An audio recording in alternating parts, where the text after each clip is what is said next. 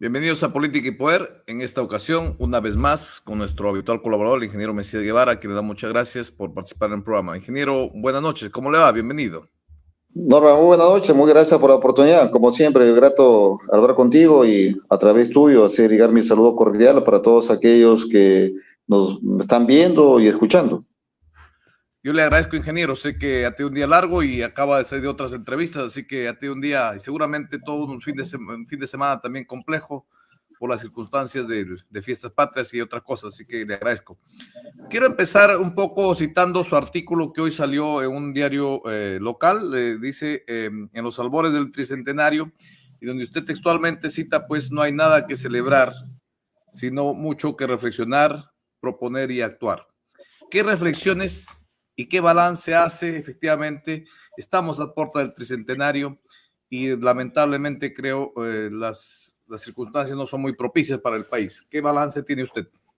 Mira, lo primero que tenemos que puntualizar a través de tu programa y a toda la ciudadanía en general es de que el, las etapas de la independencia de nuestro país empezó el 28 de julio de 1821, con la proclama del presidente o el generalísimo José de San Martín allá en Guaura, y luego el 9 de diciembre de 1824, en la batalla de Ayacucho, se consagró definitivamente la independencia no solo del Perú, sino también de Sudamérica.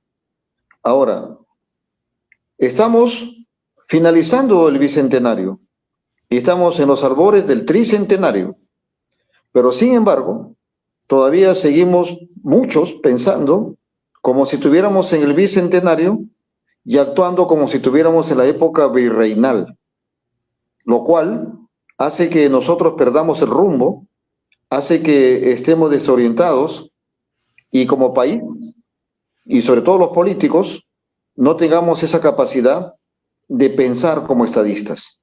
Ya no en el corto plazo, solamente como lo que hoy el Congreso de la República y un gran sector de la política nacional actúan, piensan solamente en el corto plazo. Parece que fueran como las moscas, que la mosca vive 24 horas, ellos piensan que van a vivir 24 horas, cuando en realidad hay un concepto de mediano y largo plazo. Eso es lo que a mí me preocupa, por eso pongo esa reflexión que ya debemos estar pensando de manera seria, responsable, en función de los intereses de la nación y que ya estamos en el tricentenario y ya debemos de olvidarnos del bicentenario.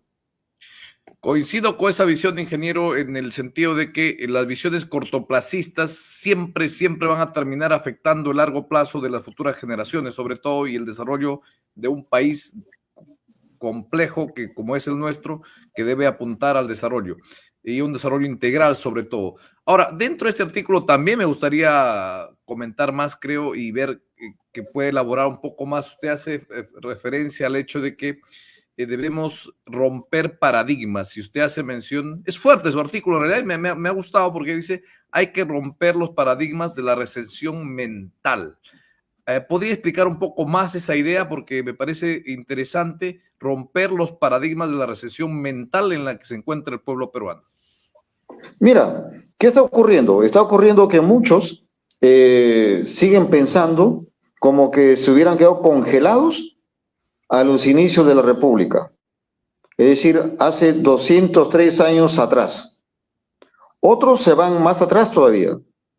Por eso su pensamiento hace que se hayan quedado congelados en el tiempo, cuando hoy vivimos una realidad muy distinta.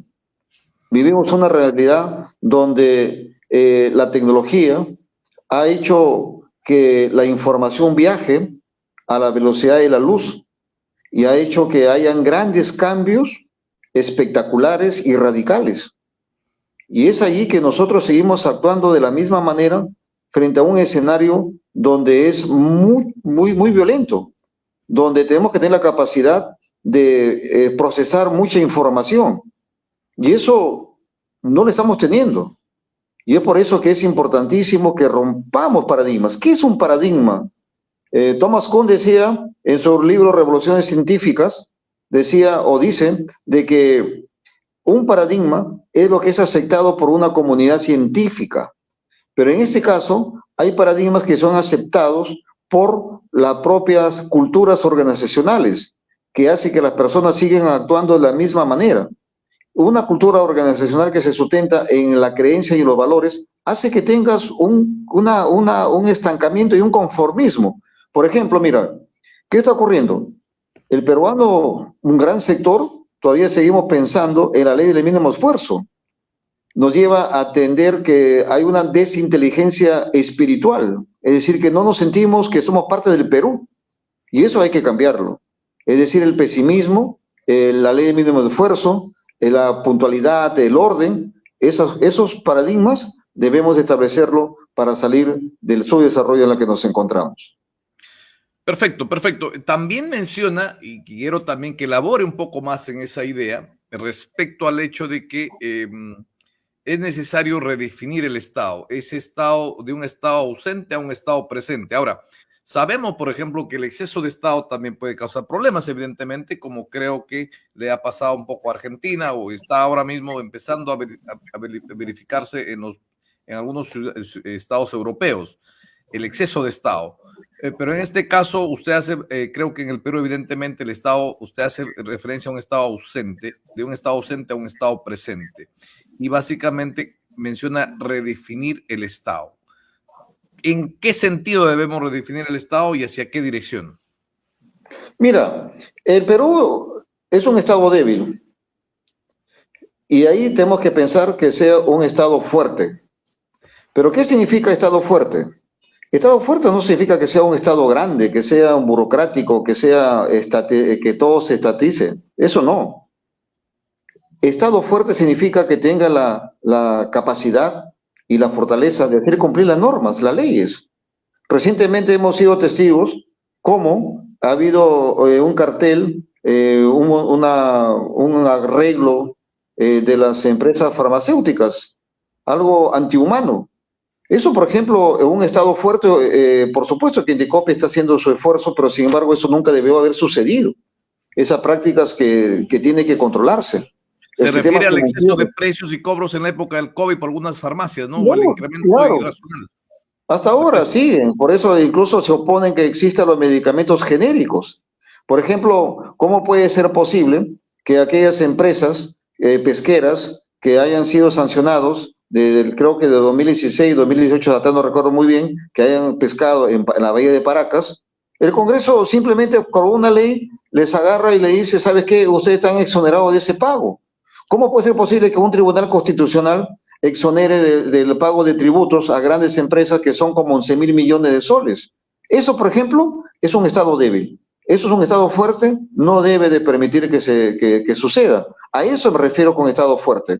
No digo Correcto. ni grande ni pequeño. Ahora, es ausente precisamente porque, mira, los servicios de telecomunicaciones muchas veces en las zonas rurales se caen. Y el pobre ciudadano de esa zona, simple y llanamente, no tiene la capacidad de quejarse, de reclamar, porque incluso le siguen cobrando el servicio. ¿Eso qué es? Es un Estado débil, que el órgano regulador tiene que actuar con mayor firmeza. Igual ocurre con el servicio financiero.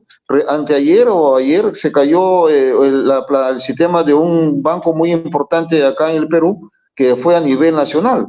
Hoy todos queríamos hacer nuestras transacciones en ese banco, que somos clientes, no podíamos hacerlo. Increíble. Y entonces ahí esperemos que la Superintendencia de Banca y Seguros se pronuncie, se manifieste en torno a ese hecho.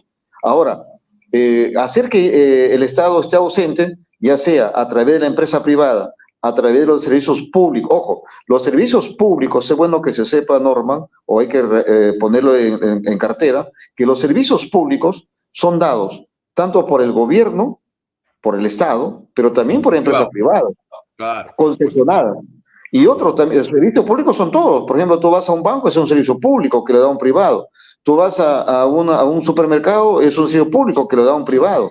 Y entonces todos esos temas tenemos que estar fiscalizando de manera constante, de manera permanente. A eso yo me refiero con un Estado fuerte, que haga cumplir la norma, que haga cumplir la ley. Y eso hoy vemos que simplemente incluso existe esa vieja frase dice, ¿sabes con quién te has metido? ¿Sabes con quién te has metido?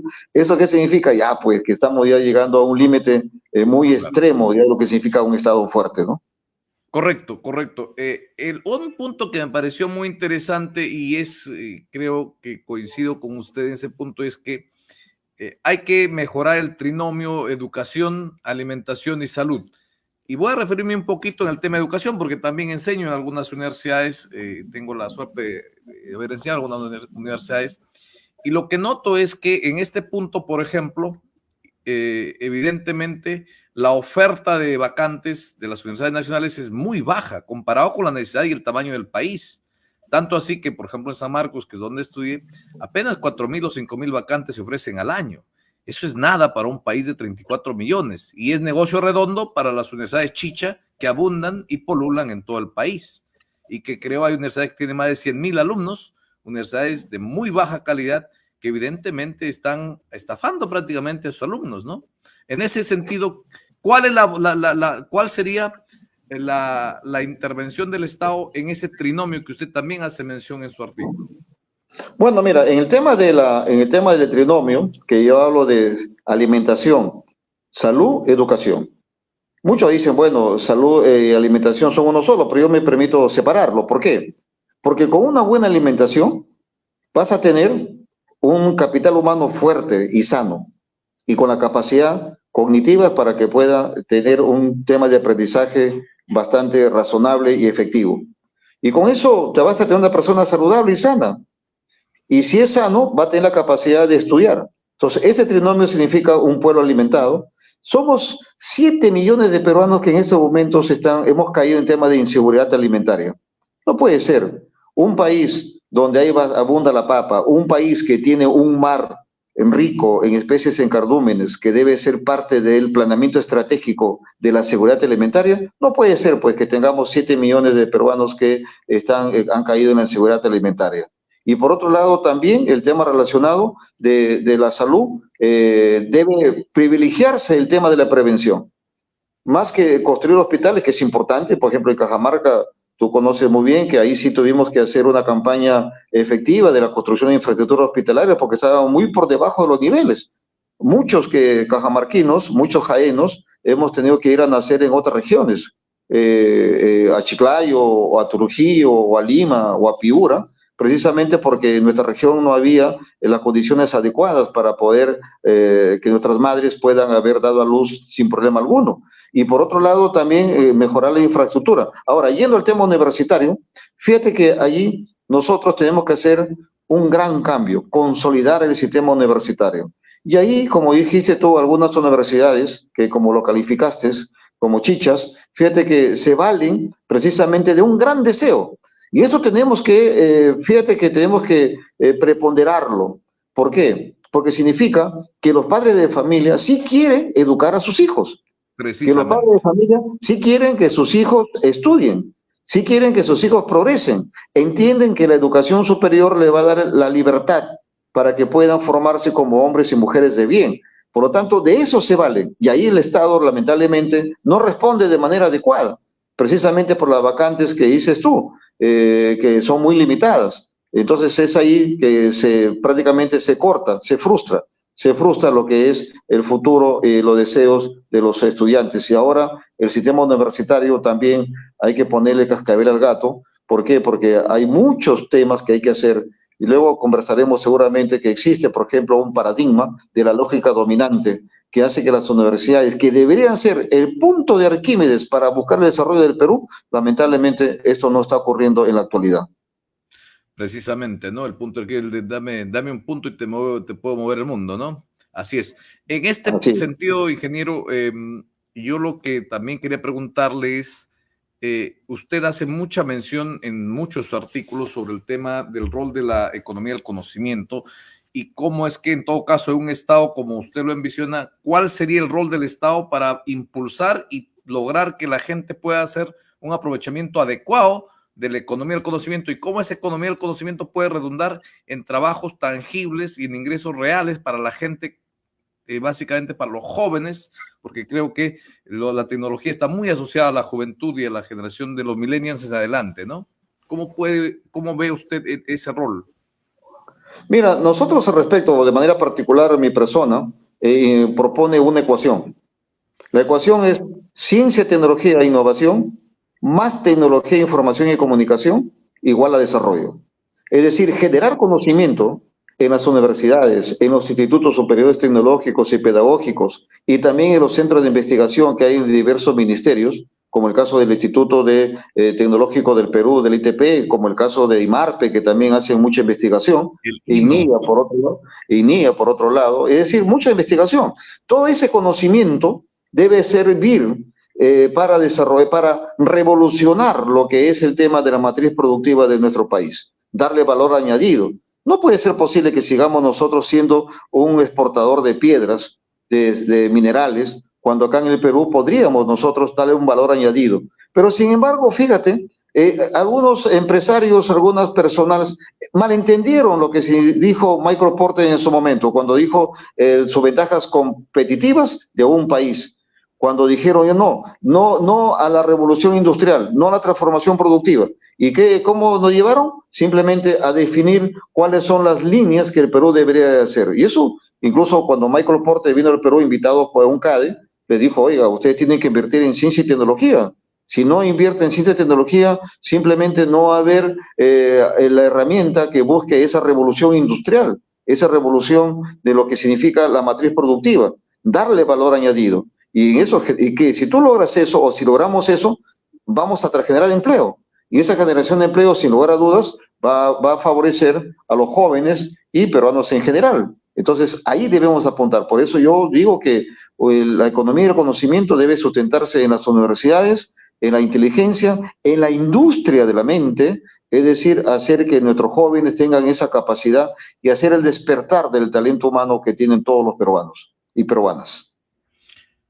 Interesante, ingeniero. Una última idea en todo caso es cómo hacer para que se logre la verdadera independencia, que es un concepto que usted también pone. ¿Somos todavía esclavos de algo o por qué es que usted menciona que queremos una verdadera libertad en su artículo? Lo que pasa, fíjate, que no va a haber una libertad mientras haya miserias. Franklin Roosevelt hablaba de las 5 miserias.